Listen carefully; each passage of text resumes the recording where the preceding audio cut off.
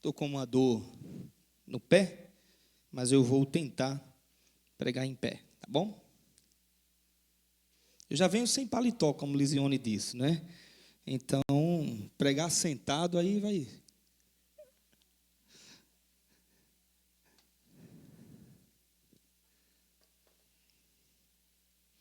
Muito bem, queridos.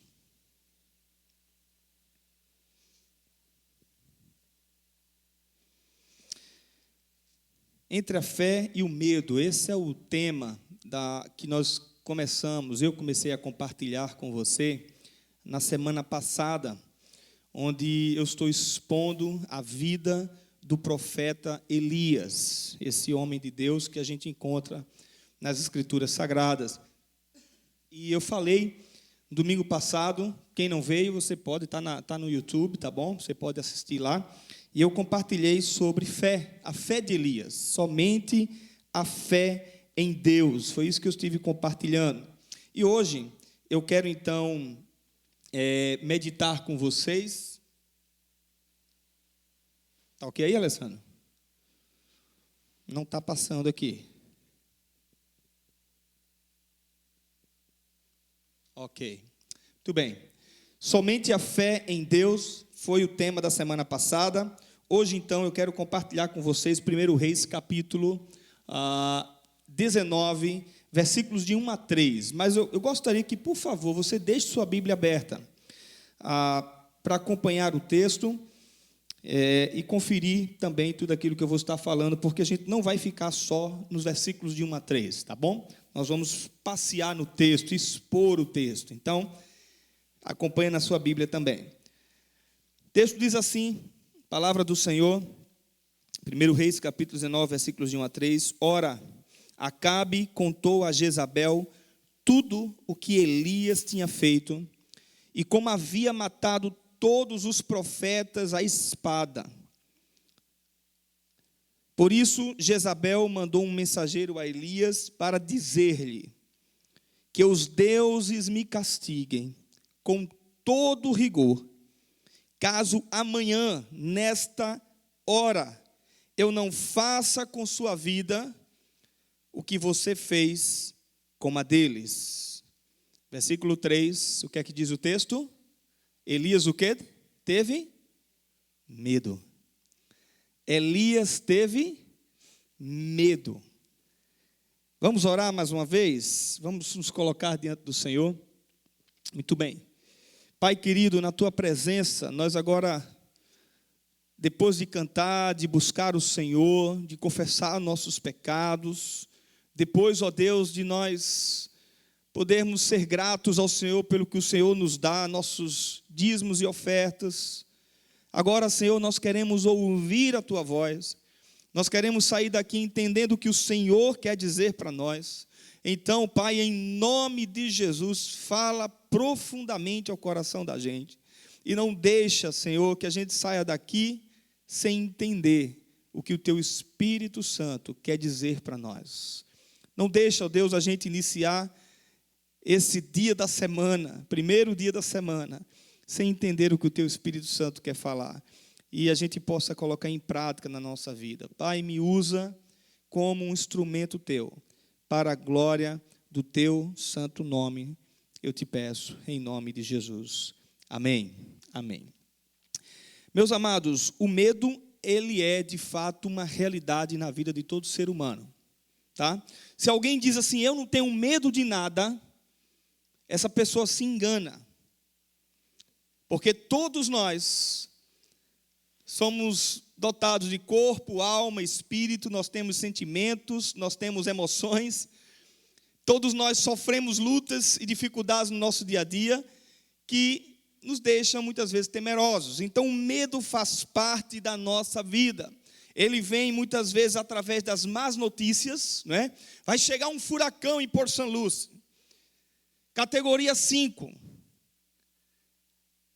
E esse, pelo jeito, é difícil. E aí, então, alguns vão brincar, vão ficar dentro de casa, vão fazer churrasco lá dentro de casa, não sei como, com a fumaça lá, brincadeira, mas vão curtir. Tem muitos que fazem isso, mas tem outros que têm medo do que pode acontecer, não é?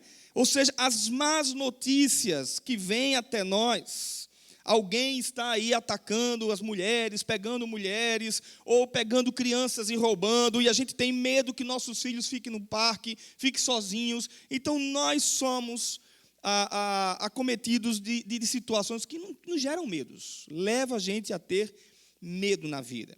Mas também o medo ele é gerado por traumas. Traumas são situações que eu e você já passamos na nossa vida, e que quando novamente algo vai acontecendo, se assemelhando àquele trauma lá do passado, a nossa tendência é ter medo, porque a gente já ficou traumatizado. Então o medo ele vem até nós, seja através de más notícias, seja através de traumas que a gente já enfrentou na vida, deixa a gente com calafrios, mãos suando, não é? Tem gente que tem pavor, tem gente que tem pânico, tem gente que entra em depressão, muitas vezes por causa do medo. Mas deixa eu dizer uma coisa para você. Sempre que nós agimos por medo, e isso é sério, nós cristãos estamos pondo em risco a nossa fé. Por mais que isso seja natural e normal de todos nós, temermos alguma dificuldade, algum problema, alguma luta na vida, ainda assim, nós estamos pondo em risco a nossa fé. Porque Hebreus, capítulo 11, versículo 1, vai dizer que a fé é a certeza das coisas que nós não esperamos, é a certeza da convicção de fatos que a gente não vê, mas eles vão acontecer. Então, quando eu tenho medo, muitas vezes eu não estou confiando no Pai, eu não estou confiando no Senhor. E quando a gente olha para o texto que nós lemos, desde o capítulo 17 até o 19 agora, a gente vai ver que Elias foi um homem de fé. Elias foi um homem de fé, lembra? Ele profetizou para o rei Acabe que não choveria sobre a terra. 3 anos ele disse, não vai chover. E não choveu. Ele era um cara de fé. Deus disse a ele, olha, vai pelo caminho aqui, que em meio a uma seca na terra, eu vou providenciar comida para você. Os corvos do céu vão vir te dar comida. E você não vai faltar água. Em meio a uma seca na terra vai ter um riacho que vai fazer você beber. Capítulo 17. E ele tem tudo isso. Ele crê. Depois, ele profetiza para a viúva, dizendo, não vai faltar farinha na sua mesa. Não vai faltar azeite na sua mesa. E de fato não faltou. O filho dela morre, lembra? Fica doente e morre. O que é que ele faz? Ele toma um menino no braço, leva até a cama, e ele se debruça sobre a criança, orando ao Senhor ali, e naquele momento aquela criança ressuscita. Elias era sim um homem de fé. Capítulo 18 continua a fé de Elias. No capítulo 18, vocês lembram da história semana passada, quem estava aqui deve lembrar bem, que a rainha Jezabel e o rei Acabe havia destruído o altar do Senhor e tinha colocado um deus chamado Baal e altares de Baal para que o povo se corrompesse. O povo se corrompeu completamente. E aí chega agora no capítulo 18, Elias enviado por Deus, homem de coragem e fé. Ele chega para o rei, ele chega diante do rei e dos profetas e diz assim, vamos fazer um altar, eu vou fazer o meu altar. Vocês profetas desse Deus Baal vai fazer um altar também. E quem fizer tocar fogo do céu nesse altar é o Deus verdadeiro. Coragem, fé, Elias tinha demais. E o que é que acontece? O fogo cai do céu. Elias chega a zombar dos profetas, e diz assim, cadê o teu Deus? Ele não é o Deus verdadeiro? Por que não faz tocar fogo no altar de adoração? E ele vai, ora ao Senhor e diz, Deus, eu acho que Elias ficou ali dizendo assim, Senhor, eu comprei a briga, agora me escuta, manda fogo do céu. E Deus mandou o fogo do céu. E queimou o altar. Ele era um homem de fé. Não é? Ele era. Depois, ele chega para um moço, chamado moço do profeta, o discípulo dele, que era Eliseu. E ele diz assim, sobe no monte e vai ver se tem alguma suposição aí de água cair. E ele vai 1, 2, 3, 4, até 7. Na 7ª ele diz, olha, tem uma mão de um homem assim, quando a gente bota, a gente vê uma nuvem, mais ou menos assim, pequena. A chuva vai descer. E ele corre para dizer ao rei que a chuva ia descer. Fé e coragem Elias tinha demais, irmãos. Mas você sabe o que aconteceu? Quando Deus fez o fogo cair do céu, todo o povo viu o Deus de Elias. E todo o povo passou a adorar o Deus de Elias. Diz lá do texto, Elias restaurou o altar do Senhor. Naquele momento, então, todo o povo matou os profetas de Baal. E Elias autorizou isso. Porque Deus abomina o pecado. E agora, capítulo 19, o rei conta para a rainha que os profetas dela tinham morrido, do deus Baal. E aí, então, ela faz um juramento que nós acabamos de ler. Não é? E o juramento foi exatamente esse. Se amanhã eu não mandar fazer com você o que você mandou fazer com os meus profetas, você vai ver, vai acontecer. Aí o que é que acontece? Aquele que tinha fé, aquele que tinha coragem, aquele que viu prodígios e maravilhas, milagres acontecendo na vida dele, agora o que é que acontece, irmãos? Ele tem medo de uma mulher, ele tem medo de uma rainha, ele tem medo de um rei, onde o Deus dele era o Deus todo-poderoso que fez coisas extraordinárias na vida dele. A pergunta é, como Elias, irmãos, como é que Elias, depois de experimentar tudo que ele experimentou, agora ele tem medo? Aí Tiago, lá no capítulo 5, versículo 17, vai dizer o motivo. Sabe qual é o motivo? Tiago diz assim, Elias, falando do profeta, era homem como nós. Ele não era um super-homem, ele era homem como nós. Então ele teve fé, ele teve coragem, ele teve ânimo, ele creu no Senhor, mas agora ele estava amedrontado, com medo de perder a vida, porque já havia matado os profetas de Deus. E ele foi o quem escapou. Mas agora, ele mesmo, Deus tendo livrado a vida dele, estava com medo. Porque ele era homem, como eu e você, nós somos, por causa de uma ameaça. Então o medo, eu penso, irmãos, que é como aquela amnésia espiritual que nos faz esquecer do que Deus é capaz de fazer. Sabe aquela amnésia que dá em você assim, no momento da crise, da luta, da dor, do problema, do dinheiro faltando, seja qual for a luta que você está passando, eu não sei, o casamento, filho, seja o que for, dá uma amnésia na gente, diz assim, peraí, o meu Deus é maior do que tudo isso, Ele vai cuidar de mim, Ele vai me ajudar, não é? E aí nós não somos diferentes de Elias, o medo pode também nos alcançar. Eu quero mostrar duas coisas para você nessa noite, nesse texto, né? Eu quero mostrar que até aliás os que têm fé, têm coragem, têm medo, e a primeira coisa eu quero mostrar a atitude daqueles que têm medo. Agora sim a gente vai passear no texto, tá bom? Agora sim a gente vai continuar passeando no texto. Primeira coisa que o texto vai dizer, versículo 3, é que Elias teve medo, e o que é que ele fez? Alguém lembra, não? Elias teve medo, olha lá, está aqui o texto. O que é que ele faz? Foge. Essa é a primeira atitude daqueles que têm medo. Presta atenção, meu irmão. Presta atenção. A primeira atitude daquelas pessoas que ficam amedrontados diante de situações da vida, elas têm a tendência de fugir do problema e não enfrentar o problema de cara, pedindo ajuda, pedindo socorro e dizendo, eu preciso do Senhor, eu preciso do meu irmão em Cristo. A primeira coisa que ele faz, e a gente vai ver aqui, a segunda coisa é ficar sozinho. Segunda atitude daqueles que têm medo é ficar sozinho. Versículo 3, em Berseba de Judá, ele deixou quem? O seu servo. Ele deixa Eliseu. E versículo 4, o que é que ele faz? Ele entra no deserto, a caminho de um dia. A atitude daqueles que têm medo é fugir e ficar sozinho.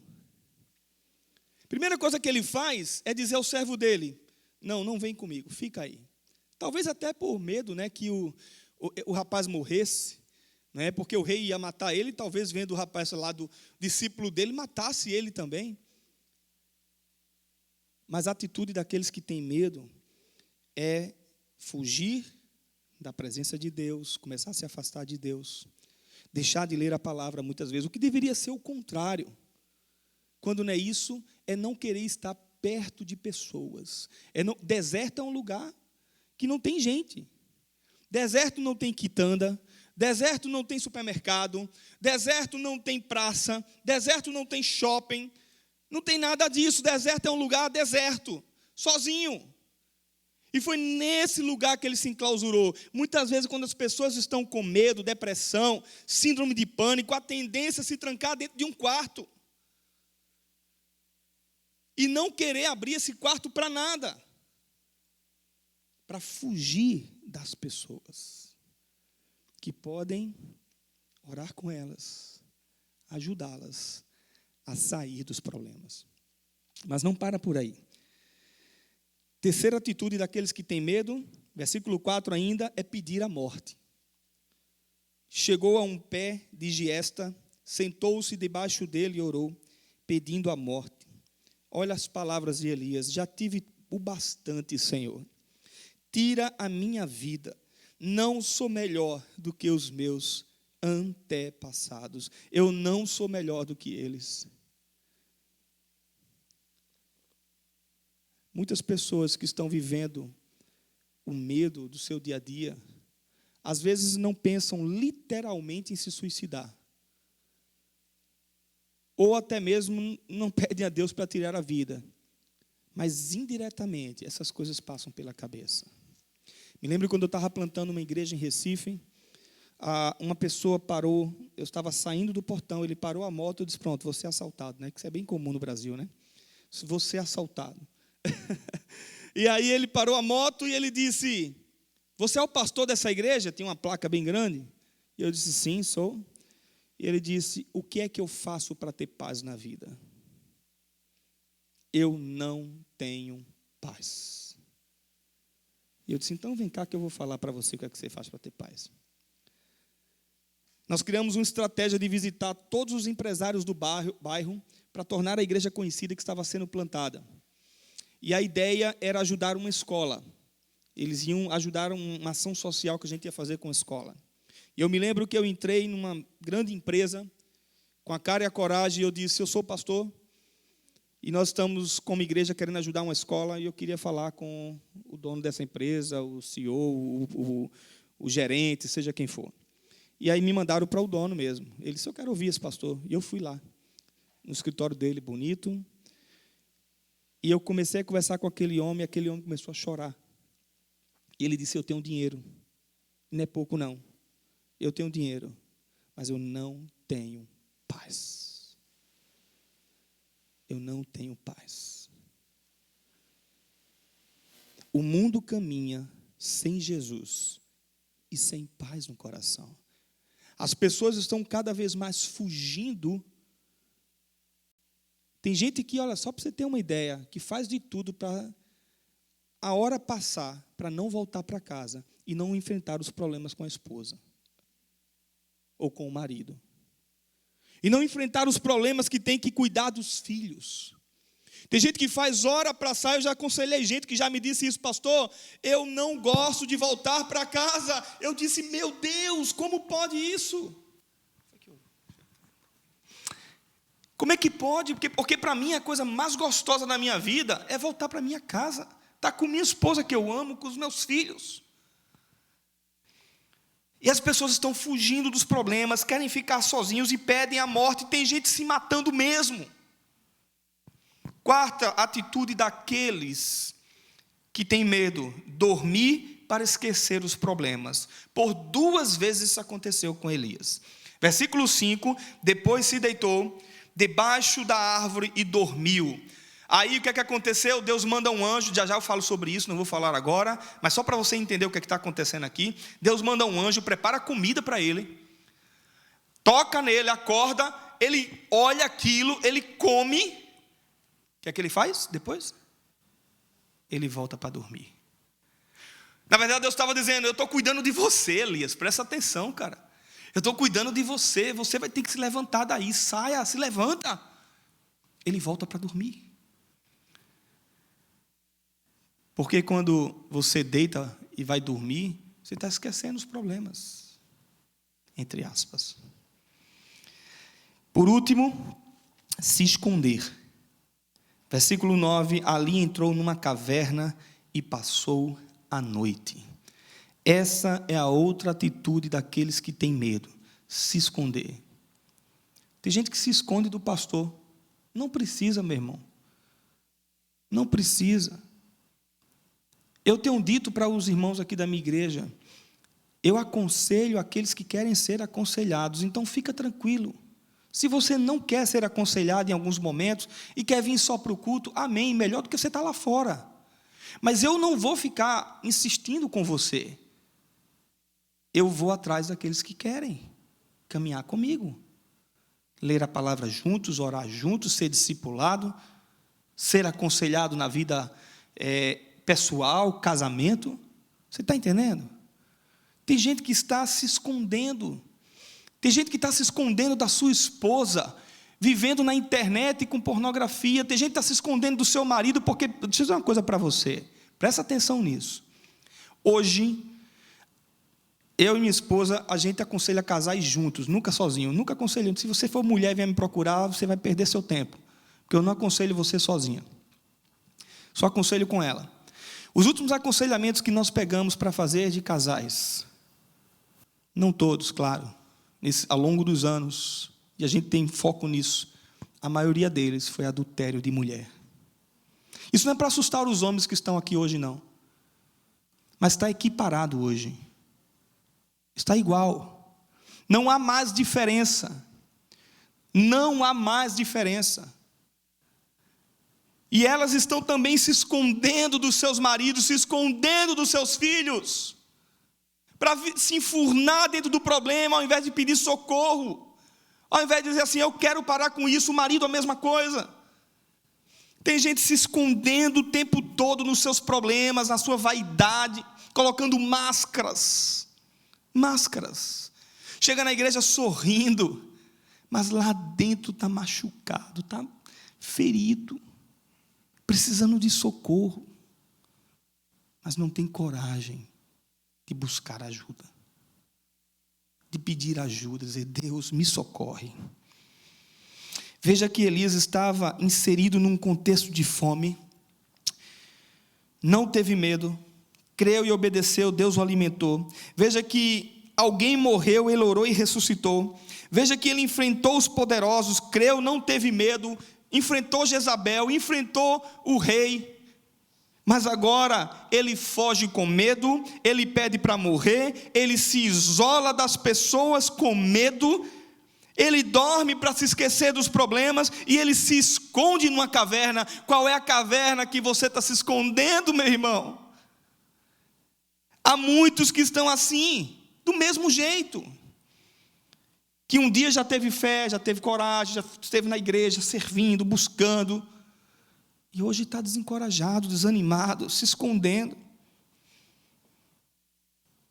porque está fugindo de Deus e das pessoas, porque, claro, você não vai abrir sua vida com todo mundo, você não vai contar os seus problemas para todo mundo, mas existem pessoas confiáveis, existem irmãos em Cristo que podem orar junto e caminhar junto com você de mãos dadas para ajudar você a sair do seu problema. Quais são os seus medos? Presta atenção, a Bíblia, ela nos ensina. Deixa eu dizer uma coisa para você. A Bíblia, 366 vezes aparece a palavra não tenha medo.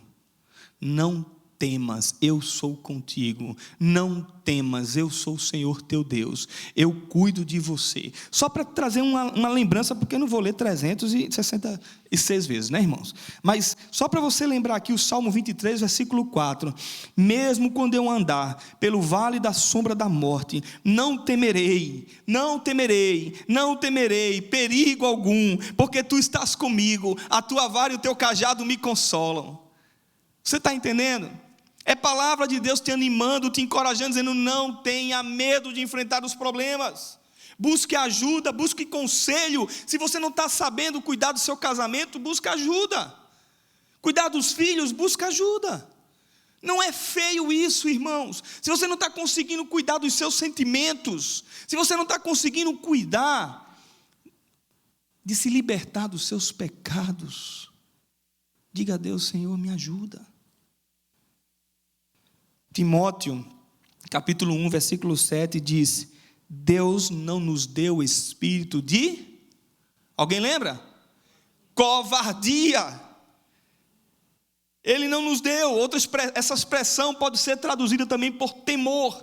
Deus não nos deu o espírito de medo, mas de fortaleza, de amor e de moderação. Até os que têm medo, até os que têm fé, aliás, sentem medo. Então, em primeiro lugar, como nós agimos diante dos nossos medos. Em segundo lugar, quero mostrar para você agora, Alessandro, isso. Como Deus age diante dos nossos medos. O que é que Deus faz? Primeira coisa, Deus conhecia Elias muito bem.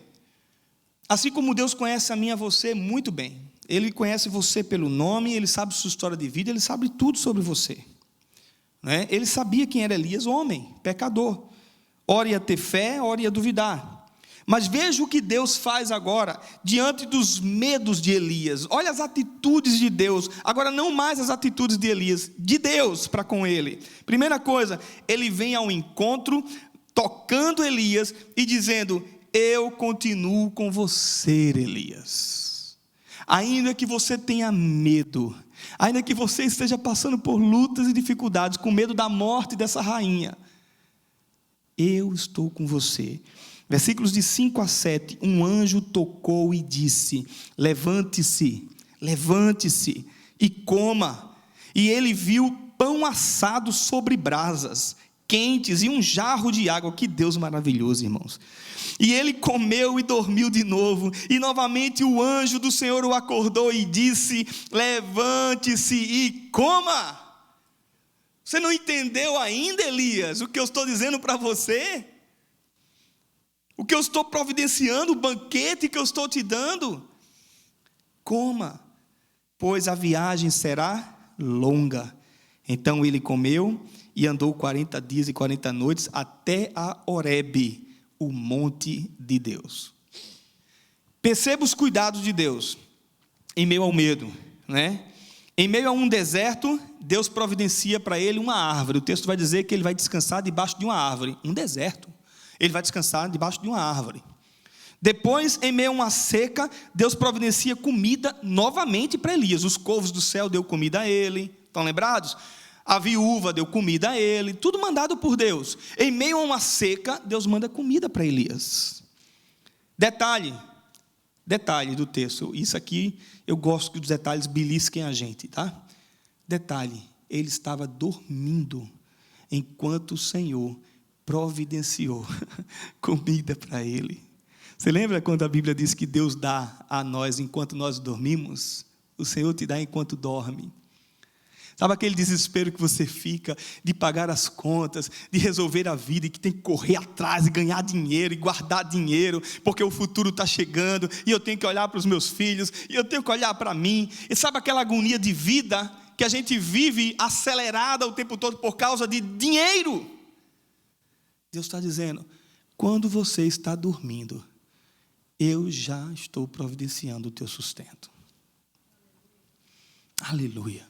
Você não precisa ficar preocupado. Por isso que eu tenho dito muitos aqui nessa igreja, muitos imigrantes que chegam aqui, eu sempre falo isso: não trabalha de domingo, domingo é dia do Senhor. Domingo é o dia do Senhor, não faz nada no dia domingo, porque é palavra de Deus, está lá nos 10 mandamentos, é bíblico, é mandamento. Quando nós não fazemos, estamos em desobediência. Não trabalha e prova de Deus para você ver se Deus não vai te dar. E ainda digo mais, vou contar uma história. Eu estava desesperado em Massachusetts, quando nós estávamos aqui tentando resolver a vida da gente aqui de alguma forma. Nem todos conhecem a história. E um belo dia minha esposa me colocou no carro e me levou para um parque, numa cidade chamada Northborough, e a gente sentou ali, e ela disse: você está esquecendo de tudo que você já pregou na vida? Você está esquecendo de tudo que você já ensinou? Deus vai cuidar da gente. Deus vai cuidar. Você lembra, minha filha? Deus vai cuidar de nós. A partir daquele dia, eu passei a não trabalhar mais dia de sábado e dia de domingo. Sábado era dia da minha família. Domingo era dia da igreja e dia da família também. E de descanso. E Deus cuidou até hoje. Eu não estou dizendo que você tem que seguir o que eu estou dizendo, literalmente. Você que tem que entender a sua realidade de vida. Mas faz o que a palavra diz. E você vai ver Deus te dando enquanto você está dormindo. Perceba os cuidados de Deus. Quando nos sentimos só, Deus nos faz companhia. Ele vem ao nosso encontro. Ele veio ao encontro de Elias. Ele estava no deserto, ele estava sozinho. Deus veio ao encontro dele, toca nele e diz: ei, estou aqui com você. Você não está só não, amigo. Você não está só. Ele mandou o seu anjo para fazer companhia. Ele tocou em Elias. Ele abraçou Elias enquanto Elias se sentia só. Quando estamos prostrados com medo, Ele vem ao nosso encontro dizendo: levante-se, pare de ficar prostrado. Mas Ele vem ao nosso encontro também para direcionar o caminho. E aí eu acho fantástico o versículo 7, quando ele diz assim: levante-se e coma, pois a viagem será o quê? Longa. A viagem vai ser longa. Meus irmãos, a jornada da vida não é curta. A jornada da vida é longa. E ela vai ter buracos. Ela vai ter lamas. Na jornada da vida você vai encontrar chuvas, sol quente, ventos impetuosos. Você pode rachar os pés. A jornada da vida é longa, nós vamos enfrentar os problemas, não tem como. Jesus disse: no mundo vocês terão aflições, mas tenham bom ânimo. Eu venci o mundo, eu estou com você, a minha vara, o meu cajado consola você. Você está entendendo, meu irmão? Presta atenção. Ele está dizendo: levante-se, não tenha medo, Elias, pare de ficar prostrado, enfrente os problemas. Sabe por quê? Porque o caminho de Deus tem parada certa. Presta atenção, a viagem é longa, mas a parada é certa. Versículo 8. Então ele se levantou, comeu e bebeu, fortalecido com aquela comida, viajou 40 dias e 40 noites, e ele chegou aonde? Onde é que ele chega? Horebe. Horebe é o monte de Deus. Você sabe o que é Horebe? Horebe é o mesmo monte em que Moisés recebeu o decálogo, os 10 mandamentos. Horebe era o monte Sinai que Moisés subia para se aproximar de Deus, para ter relacionamento com Deus, para fazer a tenda do encontro com Deus. Era o monte Sinai. Primeiro é preciso estar alimentado para enfrentar a jornada e os problemas. E aqui está uma analogia da leitura da palavra e da oração. Ei, Elias, providenciei para você comida. Deus providenciou para você a comida. Está aqui. Ei, Elias, coma, fique forte, porque a jornada é longa. A viagem é longa. Mas eu quero que você leia, eu quero que você se alimente e fique forte, e que você esteja comigo, na minha presença. Ou seja, eu estarei com você, providenciando tudo, está cuidando da sua vida. E terceiro, a viagem vai ser longa, mas tem a parada certa, Horebe, Monte Sinai, Monte de Deus, que simboliza a presença de Deus, quando Deus queria vir até Moisés e falar com Moisés. Deus estava dizendo para Elias: vem para a minha presença, vem para a minha presença, e você vai conseguir vencer esse medo que você está. Você vai trazer à sua memória o que dá esperança, tudo aquilo que eu fiz por você. Vem para a minha presença, não para. E aí ele vai dizer ainda: vem. Deus vem ao nosso encontro, sabe para quê, irmãos? Para perguntar assim: ei, Elias, o que é que você está fazendo aí? O anjo do Senhor disse que era para ele ir para Horebe, o monte do Senhor, ali a presença de Deus. Quando ele chega, o que é que ele faz? Alguém lembra? Ele vai para onde? Versículo 9: para uma caverna. Ele não sobe ao monte, ele se enclausura, depois de ser alimentado por Deus, depois de ser tocado por Deus, depois de ser cuidado por Deus, ele volta para a caverna. Somos nós não somos diferentes de Elias. E aí Elias chega ao pé do monte e vai para a caverna, prefere a caverna, lugar escuro, lugar perigoso, lugar que não tem conforto, mas esse é o lugar que ele encontrou para se esconder de Deus e do mundo. E aí, irmãos, mais uma vez, Deus de forma amorosa vem dizer para Elias, vem perguntar: o que é que você está fazendo aí, Elias? Não foi para aí que eu te mandei. Por que você está aí?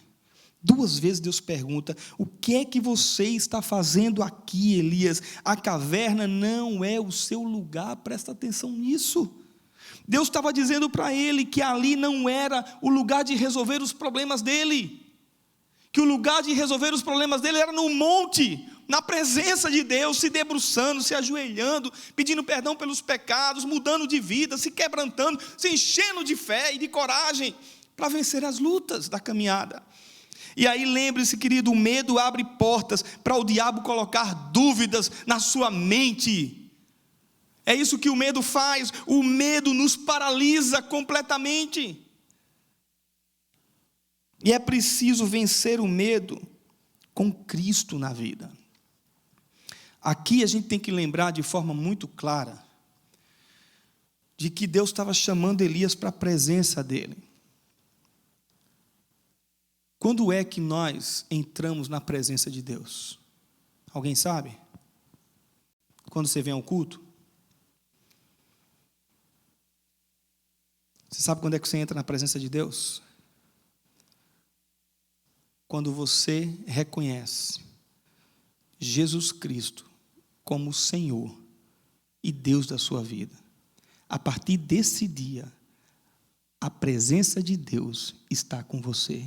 O Espírito Santo entra, penetra, muda, transforma, quebra, faz de você um novo homem, você nasce de novo, porque você reconhece que é pecador, que é falho, que não tem nada em você de bom que se aproxime de Deus, a não ser a graça, o amor e a misericórdia dele por você.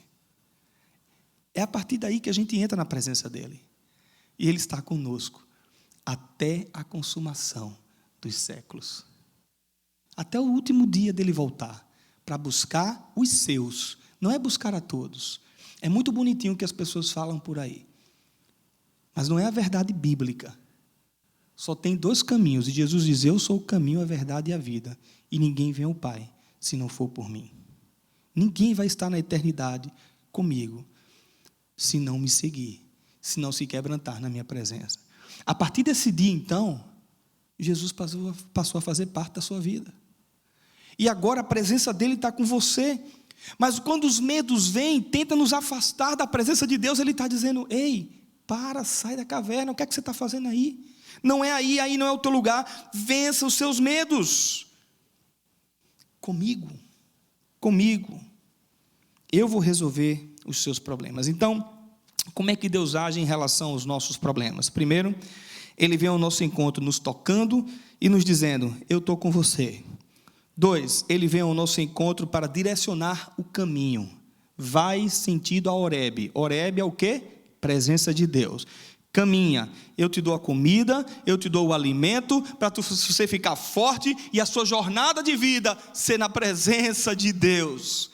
Depois, 3, ele vem ao nosso encontro para perguntar: o que é que você está fazendo aí na caverna? Sai dessa caverna, não é esse lugar que eu mandei para você. Agora, em 4º lugar, ele vem ao nosso encontro dizendo: eu permito os problemas, mas eu providencio a solução.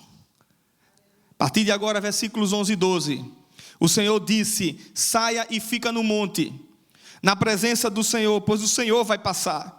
Então veio um vento fortíssimo, que separou os montes e esmigalhou as rochas diante do Senhor, mas o Senhor não estava no vento.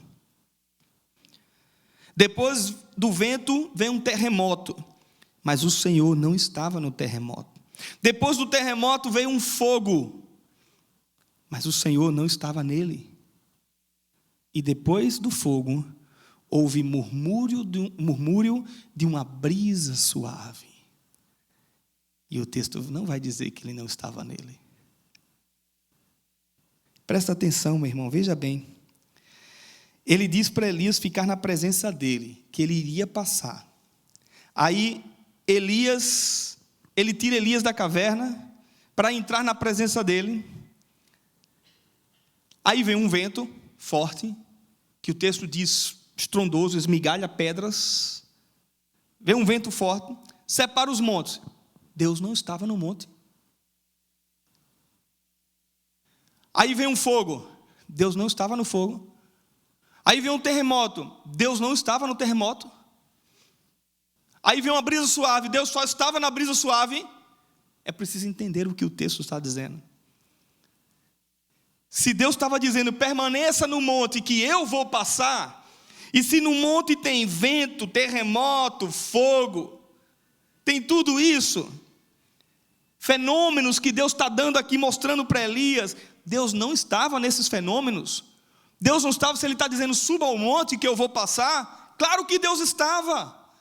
Claro que Deus estava, mas o que é que o texto está querendo dizer? Como assim Deus não estava? A gente precisa entender o que o texto está dizendo. Sabe o que é isso? Deus está dizendo para nós: vão vir ventos, vão vir tempestades na sua vida, vão vir tudo que você vai parar e vai dizer assim: onde está Deus? Cadê Deus na minha vida? Cadê Ele? Ele sumiu, Ele não está aqui. Ele está com você, Ele está permitindo você passar por todas as lutas da vida, porque a pedagogia de Deus não é a nossa. A gente não entende porque Deus nos ensina dessa forma. Mas aí, o texto diz que na brisa suave não aparece a expressão Deus não estava lá. Como se Deus estivesse na brisa suave e Ele estava. Sabe por quê? Em meio aos ventos, ao fogo, em meio a tudo que acontece na minha vida e na sua, Ele traz paz, Ele traz brisa, Ele traz sossego para nós. É isso que Deus está nos ensinando. Ele vai trazer calma para você. Ele está com você, Ele não te abandona. Em meio ao fogo, em meio ao vento, em meio ao terremoto, Ele está com você. Mas na brisa suave é que você às vezes entende que Deus estará ali. Não é? Aí eu acho interessante o versículo 14, quando Deus pergunta para Elias: o que é que você está fazendo aqui? Aí ele diz assim, pela segunda vez, ele responde: tenho sido muito zeloso pelo Senhor, Deus dos exércitos. Os israelitas rejeitaram a tua aliança, quebraram os teus altares, mataram os teus profetas à espada. Eu sou o único que sobrou, e agora também estão procurando me matar. Pela segunda vez ele responde a mesma coisa. Depois do vento, depois da tempestade, Deus novamente diz assim: o que é que você está fazendo aqui? Agora na minha presença. Ele responde a mesma coisa que ele respondeu: eu sou zeloso pelo Senhor, eu permaneci fiel. Os outros não permaneceram, o povo não permaneceu, mas eu permaneci. O que é que você está fazendo aqui? Ah, Senhor, eu não rejeitei a tua aliança que o Senhor fez com Abraão. Eu não rejeitei essa aliança. Os outros rejeitaram. Eles quebraram os teus altares, eles não te adoram mais, mas eu te adoro, Senhor. Eu ainda continuo adorando. Ele tem outros deuses, mas eu só tenho um Senhor. Eles mataram os profetas, Senhor. Eles mataram, eles não me escutam mais, porque eles preferiram os profetas de Baal. Eu sou o único que escapou, Senhor, porque o Senhor me livrou pela primeira vez, mas agora eles querem me matar. Parece que não adiantou de nada o que Deus tinha feito na vida de Elias, porque agora ele iria ser morto. Essa é a resposta do medo, uma resposta falha, e é isso que nós respondemos muitas vezes para Deus. Senhor, eu estou na igreja, poxa Deus, eu sirvo lá na igreja, eu estou ajudando as pessoas, Senhor, e eu estou passando por essas coisas, até quando? Até quando o Senhor vai me deixar passar por isso? As pessoas estão aí cegas, sem Deus, sem querer o Senhor, e eu estou aqui, Deus. Até quando eu vou ficar assim? Essa é a resposta de Elias para Deus, sabe? Essa era a resposta. Ele estava dizendo assim, eu não abandonei o Senhor. Então, até quando? Quero terminar com o versículo 15. Depois de perguntar o que estava fazendo ali, Deus diz a Elias assim, volte pelo caminho por onde veio. Fantástico, né, irmãos? Que palavra maravilhosa. Volte para o caminho de onde você veio. Volte ao caminho da fé, Elias. Volte ao caminho da coragem, Elias. Volte ao caminho da minha presença, Elias. Se você está distante de mim, volta para esse caminho. Entende? Permanece naquilo que você aprendeu, naquilo que você creu, sem medo algum. Sem medo algum. Então, Deus sabe dos nossos medos. Fugir, ficar sozinho, dormir para esquecer os problemas, se esconder. Deus sabe tudo isso que nós fazemos. Mas Ele vem ao nosso encontro e Ele diz, continuo cuidando de você. Eu tenho o caminho para você seguir a minha presença. O que é que você está fazendo ainda aí dessa vida que você está vivendo? Troncha, errada, que não agrada a Deus. O que é que você está fazendo aí? E Ele está dizendo, eu permito os problemas na sua vida, para que você entenda quem eu sou, para que você saiba que eu amo você, e que eu quero você do meu lado, caminhando a vida comigo.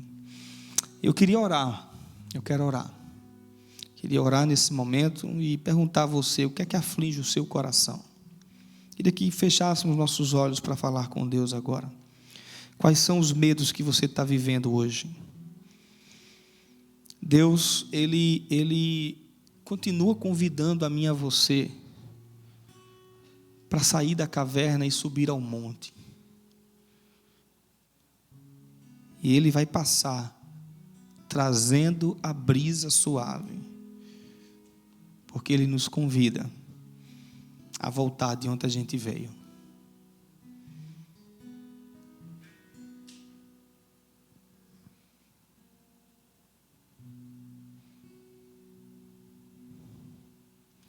Vocês sabem que eu não tenho muito costume de chamar ninguém à frente para orar. Não tem nada de errado nisso, mas eu não tenho muito esse costume. Mas eu queria orar, se tem alguém aqui precisando de oração para sair da caverna, está enfrentando alguma luta e gostaria de receber oração nesse momento, eu queria orar por você. Eu não vou me demorar aqui perguntando isso, mas se você quer, eu quero orar por você nessa hora. Queria que você viesse aqui à frente. Amém. E você entregasse, você se ajoelhasse diante do Senhor, e você entregasse sua vida a Deus, dizendo, Senhor, eu quero sair dessas lutas que eu estou vivendo, desses problemas.